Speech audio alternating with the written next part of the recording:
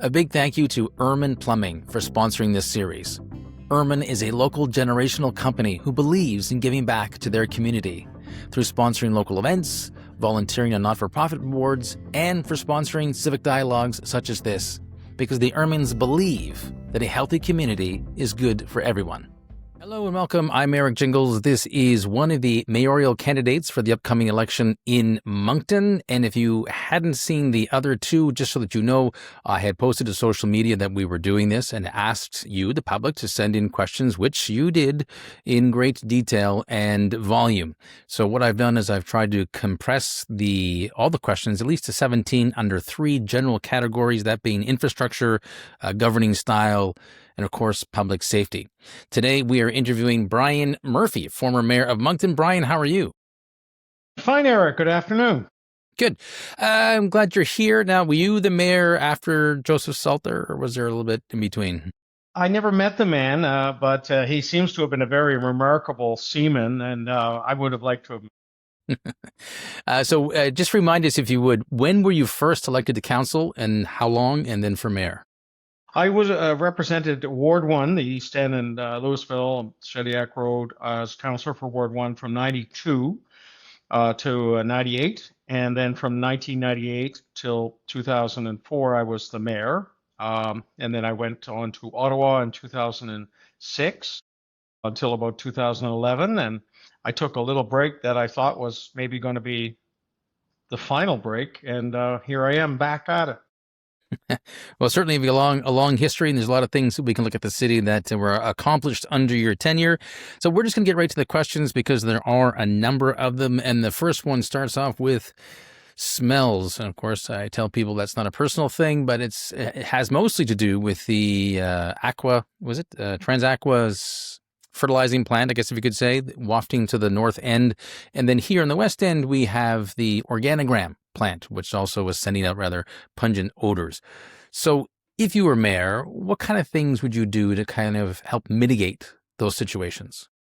If the sources are as described, one's a private business and one's sort of under the Regional Services Commission, so there's that gap between, directly the mayor or the city council having involvement. And the other aspect is, as a lawyer of some years' experience, some of it in this field, this is the law of nuisance. This is the law of, bylaws aren't necessarily designed for smells. They are for noise. That's another issue, but I can't believe it's not here. Street rod racing and loud motorcycles and all that, but it's a similar area of law, and it's like nuisance. So what has happened, you may have read in rural parts of New Brunswick, where there are shellfish, smells and so on.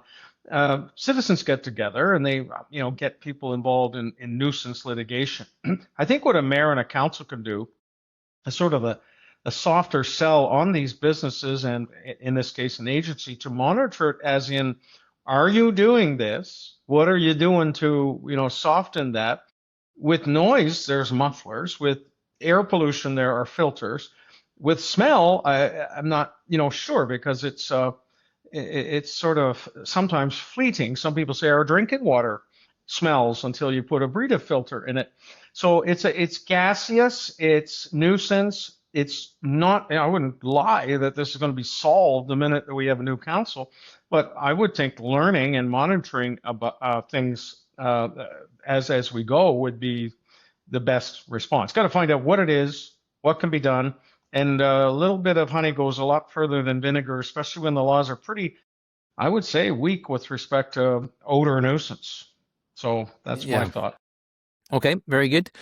Jumping now further to the north end, the Magnetic Hill concert site. Now, that's been sitting there rather dormant for quite some time, but there's a lot of tax dollars being spent on upkeep. Would you have any ideas of what could happen with that site, or what could we do with it? Well, as you know, Eric, the Pope really hit the hill with the big numbers. He was the sellout, and I don't remember the music that well. I was sort of distantly there, but he was number one hit. And after that, I went to every concert that was out there. They mostly were just amazing, and I wondered myself, being away for a while, what happened. Kudos to Dieppe and YQM. They shoehorn a lot of people into a very small space and with great success. So there's no doubt in my mind, and I've talked to the number of councillors who might be elected or whatever, that we look at that very seriously and get it up and running and have a concert, probably rock to diversify from country. Next summer, it has to happen. I believe, in my review of it, my knowledge of the past ones, it's always a bit of a risk proportionment. Like who's going to take the risk? The reward is always the citizens of Moncton and the greater area, the tourism, the restaurants, the visitation, all that sort of thing. One statistic that I learned during this campaign is festivals, and the province in tourism dollars sort of look at what brings in people from away. And there's a percentage on this. And I won't talk about any other festival except the Car Atlantic Nationals. 72% of people going to the Atlantic Nationals, according to the organizers, are from away. So that's a big tourist draw. I just remember anecdotally, it's probably no stats, that a concert at the Hill brings a lot of people from away, and that's good for tourism. It's good for the city's image. We have the infrastructure, sure. It probably needs a little more polish and all that sort of thing. It can be done. I would work really hard to get it done, and I'm pretty sure it will happen. Excuse me. Okay. There's been talk, though, with Magnetic Hill that the amount of bands that are available to fill such a site are sort of in limited supply, and that smaller venues are more to their liking in that regard. Should there be very few bands available to fill that, any other ideas what we could do with that site? No, not really. It's a concert site.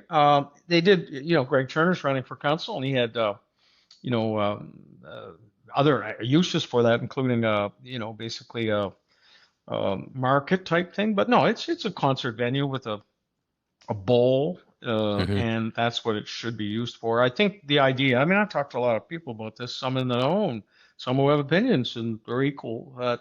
It's probably a 2-day, 3-day festival, various acts and various draws. And Avenir is beautiful, but it's 8,400.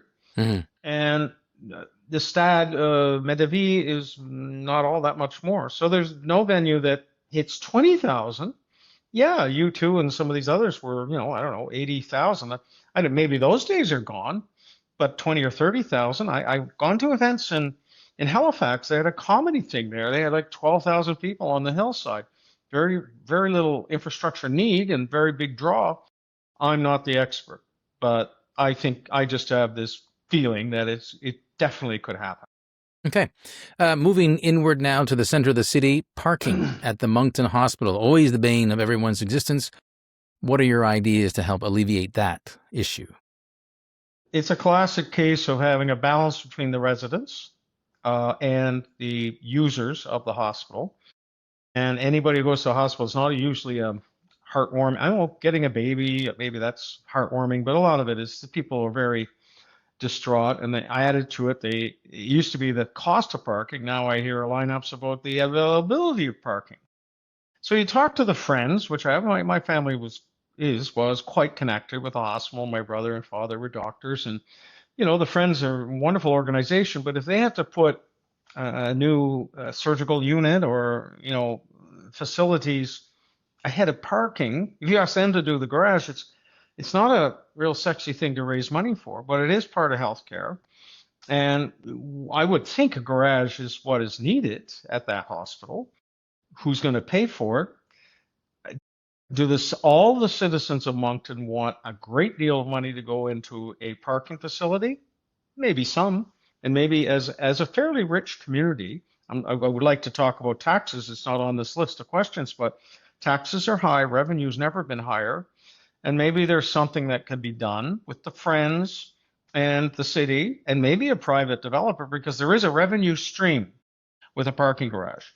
In the past, we have sometimes not had equal contributions from the levels of government for infrastructure, so we turn to public-private partnerships, meaning a private developer designed and built at some savings facilities, and most often they run them, because there's a revenue stream. And what the city provides, and in this case the public provides, is a revenue stream. So it may be that somebody builds a parking structure with help from the Friends, from the hospital, from the province, from the city and runs that because there is revenue to be made, and that could be done. What about the province, though? Because they own the land. I mean, would they have any say in this? I'm not a provincial representative, but I read the papers and I experience the crush on medical health costs that I think you'd be fooling the public or to say that, oh, we'll go to the province for a parking garage, but I could be wrong. I don't know Okay. why, if you were the Minister of Health, you'd spend your last, $10 million on a parking garage in Moncton as opposed to another, I don't know, MRI unit or whatever this are. They reducing wait times at emergency wards. I mean, let's just talk plainly. I just don't think that's possible. Fair enough. This is kind of a yes or no question, I guess. Someone had asked, and it caused a little bit of discussion online about the fluoridation in the water. It's not in it. Would you ever consider putting it back in? Why would you ever think that I would give a yes or no answer to any question? I think it needs some, because I wasn't around for that, but I've read up on it. And I don't know. It seems to me there's locked in. It reminds me a bit of the COVID virus type debate, and maybe we call RFK into Junior to get the answer. But the answer is, I mean, some people feel very firmly, and they feel there's science on their side that fluoridation is causing lower IQ levels, and it's on the other end they think it's rotting teeth. And I see both sides. I know that there's a 0.07 parts per million indication. I tell you one thing, when I was mayor and we opened the water treatment plant, every day I had water tests on my desk because I wanted to see if there's any difference. And there was in the spring. Our water, because of animals that might, this is maybe not good PR, but things that might get into the water in the spring, the water changes. So, I mean, I knew what fluoridation could do. Haven't drawn a line on what's right. And I don't know. I think my guess is that it's changing. Here's the deal. New council, new hearings or new presentations on it, because I know those who feel either way. It's just that most of the dental outfits are pretty much pro fluoridation. And I don't know who speaks for the non-fluoridation, but I'm open-minded to it. That's all I can say. Okay, fair enough. And here's one that's kind of perhaps tricky. Infrastructure. There's a lot that needs to be updated within the city with this infrastructure, but I'm looking more at new infrastructure, I guess. If we look at the growth of the city getting further away or even going up, how do you see that we can handle the infrastructure balance to the growth? And the question also referred to the draw on municipal water supply. So that's, that's when we usually talk about infrastructure and the boundary, it's services, meaning roads, sidewalks, pipes under the ground, and so on. Right. But it also includes our actual supply of water. And again, as just a lay person this summer, I was driving down by Turtle Creek this fall, and I couldn't believe how low it was. And I know there was talk about, well, you better maybe not water your lawn every day. I would have thought we should have undertaken conservation measures this summer for sure. Back to the development boundary, we pierced that a number of times. Some would say we were a city sort of born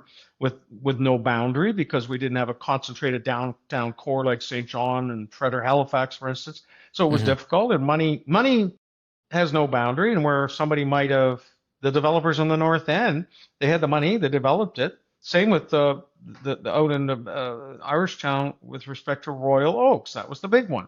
But now the high school is out there. So the development boundary is quite far out. It's planned now probably for 2060. I don't know, long before, well, you're gone, Eric. And I don't know if the answer is pat, because it seems unfair if we have a developer who's within that boundary, but it doesn't sort of fit the planner's idea that you have to build right downtown. The point is we have so much land that's within the existing boundary that should be developed. I would rather encourage downtown development rather than development beyond, areas out by, let's say, Irish Town Road. But